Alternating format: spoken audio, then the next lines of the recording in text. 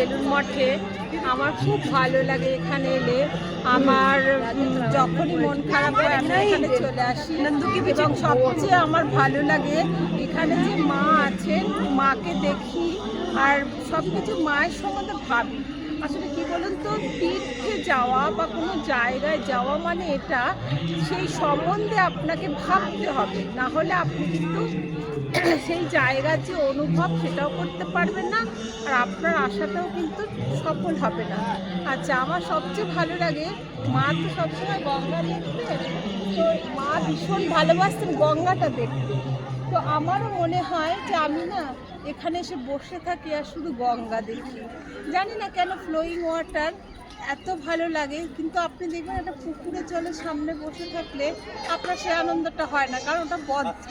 কারণ আমাদের চিন্তা ভাবনা যেগুলো, সেগুলো ফ্লোটিং হওয়া দরকার, সেগুলো বদ্ধ হওয়াটা উচিত নয়। তাহলে আপনি আর এগোতে পারবেন না, কোনো জগতেই পৌঁছাতে পারবেন না। সব সময় বেহেতি ধারা, হিন্দিতে বলে বেহেতি ধারা, সেই বেহেতি ধারা দেখা ভীষণ ভীষণ ভালো। নমস্কার, খুব ভালো থাকবেন। Thank you.